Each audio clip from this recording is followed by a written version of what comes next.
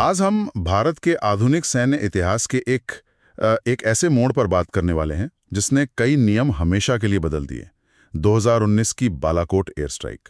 हमारे पास जो स्रोत हैं वे सिर्फ इस ऑपरेशन की कहानी नहीं बताते, बल्कि इसके गहरे मतलब और नतीजों को भी खंगालते हैं। बिल्कुल, और ये समझना बहुत जरूरी है कि ये सिर्फ एक जवाबी हमला नहीं था। हाँ। ये भारत की राष्ट्रीय सुरक्षा नीति में एक बहुत बड़े बदलाव का ऐलान था।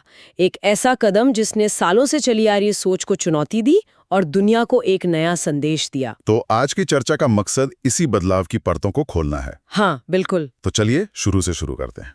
इस कहानी की जड़ें हैं 14 फरवरी 2019 में, जब पुलवामा में सेंट्रल रिजर्व पुलिस फोर्स यानी सीआरपीएफ के काफिले पर एक आत्मघाती हमला हुआ। 40 जवान शहीद हो गए थे और पूरे देश में जबरदस्त गुस्सा था। और उस गुस्से के साथ साथ एक सवाल भी था कि अब क्या।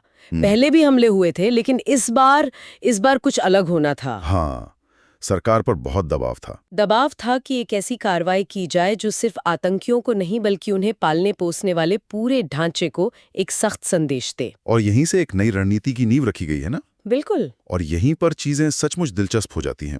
अब तक भारत की ज्यादातर कार्रवाइयां नियंत्रण रेखा एलओसी के आसपास तक ही सीमित रहती थीं। हाँ, ज्यादातर। लेकिन इस बार फैसला हुआ एक डीप स्ट्राइक का, मतलब दुश्मन के इलाके में बहुत अंदर जाकर हमला करना। ये एक बहुत बड़ा रणनीतिक बदलाव था। बहुत बड़ा। क्योंकि इसने सालों से चले आ रहे एक अनस्पोकन रूल को तोड़ दिया। अब तक ये माना जाता था कि पाकिस्तान का न्यूक्लियर ताकत होना भारत के लिए एक तरह की लक्ष्मण रेखा है, जिसे पार नहीं किया जा सकता। हाँ, बिल्कुल। बालाकोट ने उस धारणा को सीधे तौर पर चुनौती दी। संदेश साफ था, प्रॉक्सी वॉर अब बर्दाश्त नहीं होगा, चाहे उसका सोर्स कहीं भी हो। तो लक्ष्य चुना गया बालाकोट। ये पाकिस्तान के खैबर पख्तूनख्वा प्रांत में, यानी एलओसी से काफी अंदर।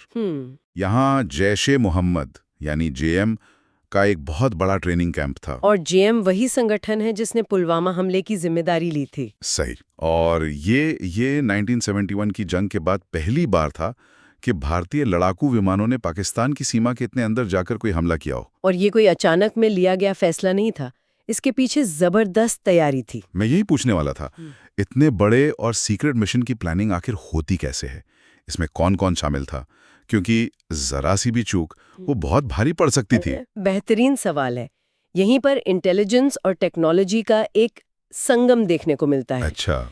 इस मिशन में भारतीय वायुसेना के साथ साथ रिसर्च एंड एनालिसिस विंग मतलब रॉ और national technical research organisation NTRO जैसी बड़ी एजेंसियां शामिल थीं। तो ये एक जॉइंट ऑपरेशन था एक तरह से। बिल्कुल। कई हफ्तों तक हाई रेजोल्यूशन सैटेलाइट तस्वीरों, इलेक्ट्रॉनिक सिग्नल्स और जमीन पर जो मुखबिर होते हैं उनसे जानकारी जुटाई गई।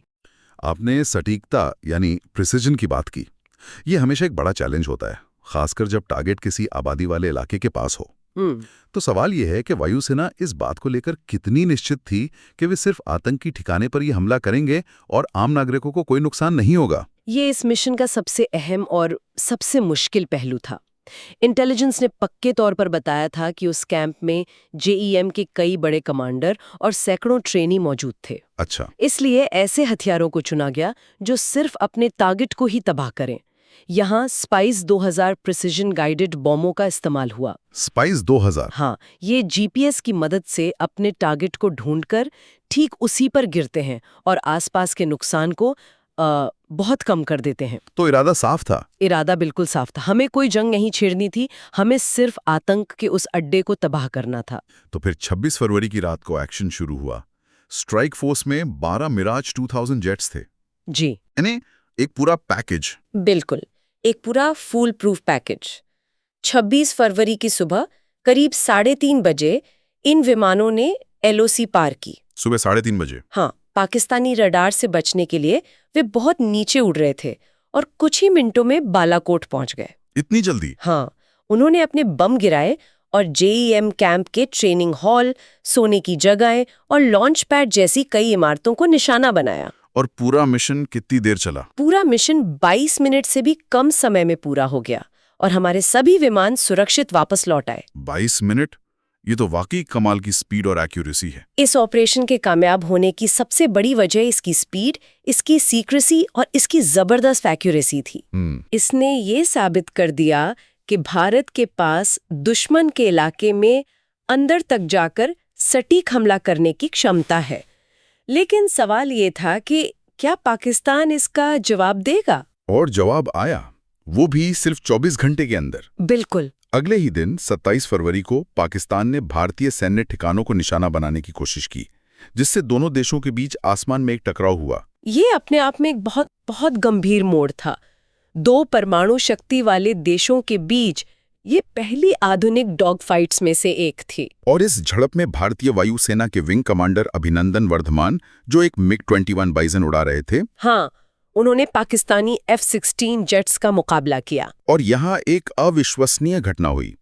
भारतीय दावों के मुताबिक विंग कमांडर अभिनंदन ने अपने पुराने MiG-21 से एक कई ज्यादा आधुनिक पाकिस्तानी F-16 को माल गिराया। और ये अपने आप में एक बहुत बड़ी बात थी। बहुत बड़ी। एक पुराना अपग्रेडेड MiG-21 बाइसन एक अत्याधुनिक F-16 को डॉग फाइट में मार गिराए।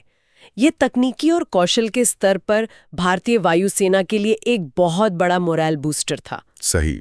भले ही बाद में अभिनंदन का विमान हिट हुआ और उन्हें इजेक्ट करना पड़ा, लेकिन इस एक एक्शन ने कई सैन्य समीकरण बदल दिए। विमान हिट होने के बाद वो पाकिस्तानी कब्जे वाले इलाके में उतर गए और उन्हें पकड़ लिया गया। इसके बाद क्या हुआ? इसके बाद जो हुआ वो जमीन से ज्यादा कूटनीति के मैदान पर हुआ। अच्छा। कैद में विंग कमांडर अभिनंदन का जो रवैया था, जिस गरिमा और साहस का उन्होंने परिचय दिया, उसकी दुनिया भर में तारीफ हुई। भारत ने पाकिस्तान पर जबरदस्त अंतर्राष्ट्रीय दबाव बनाया और नतीजा ये हुआ कि पाकिस्तान को सिर्फ 60 घंटों के अंदर उन्हें वापस लौटाना पड़ा। सिर्फ 60 घंटे? जी। और इसे भारत के लिए एक बहुत बड़ी कूटनीतिक जीत के रूप में देखा गया। तो जब सारी धूल बैठ गई तो इस पूरी घटना का असल मतलब क्या निकला? बालाकोट एयर स्ट्राइक ने आखिर क्या बदल दिया? से हटाकर पाकिस्तान के अंदर तक पहुंचा दिया। सही बात है। दूसरा, इसने प्रॉक्सी वॉर को लेकर भारत के स्ट्रेटेजिक रिस्ट्रेंट यानी रणनीतिक संयम की जो नीति थी उसे खत्म कर दिया। और तीसरा, इसने दुनिया को भारत की सटीक हमला करने की क्षमता और राजनीतिक इच्छा शक्ति दोनों का प्रदर्शन किया। यहाँ जो सबसे आकर्षक बात है वो है संदेश। संदेश बिल्कुल साफ था। आतंकवाद का सोर्स कहीं भी हो, उसके नतीजे भुगतने होंगे। बिल्कुल। इसने क्षेत्रीय सैन्य सोच को एक तरह से रीसेट कर दिया और न्यू इंडिया के सीमा पार प्रतिक्रिया सिद्धांत की जो अवधारणा है उसको जन्म दिया। इसका मतलब ये है कि भारत अब अपनी सुरक्षा के लिए प्रोएक्टिव कदम उठाने से नहीं हिचकिचाएगा। हाँ। इसने ये भी साबित किया कि आज की लड़ाई सिर्फ सेनाओं और सीमाओं की नहीं है। ये स्पीड, इंटेलिजेंस, टेक्नोलॉजी और सबसे बढ़कर राजनीतिक इच्छा शक्ति की लड़ाई है। और वैश्विक मंच पर किसने भारत की छवि को एक ऐसे राष्ट्र के रूप में मजबूत किया जो आतंक का मुकाबला सिर्फ बचाव करके नहीं बल्कि उसके स्रोत पर हमला करने के लिए तैयार है। यह एक सॉफ्ट पावर से एक ऐसी पावर बनने का संकेत था जो अपने हितों की रक्षा के लिए हार्ड पावर का इस्तेमाल करने से भी नहीं हिचकेगी। तो बालाकोट एयर स्ट्राइक सिर्फ एक सैन्य मिशन नहीं था, ये एक बयान था। बिल्कुल। आधुनिक भारत के संकल्प, क्षमता और साहस का एक बहुत शक्तिशाली बयान। हाँ, लेकिन इसने कई महत्वपूर्ण प्रश्न भी उठाए हैं जिन पर विचार करना जरूरी है। अगर हम इस घटना को बड़े परिप्रेक्ष्य से देखें तो यह एक महत्वपूर्ण सवाल खड़ा करता है। क्या सवाल? जब कोई देश गैर राज्य तत्वों यानी नॉन स्टेट एक्टर्स द्वारा किए गए हमलों का जवाब देने के लिए पारंपरिक सैन्य शक्ति जैसे हवाई हमले, हाँ, खास तौर पर सटीक हवाई हमलों का इस्तेमाल करता है, तो यह संघर्ष की सीमाओं और भविष्य के टकरावों के नियमों को कैसे बदल देता है। ये सोचने के लिए एक दिलचस्प बिंदु है।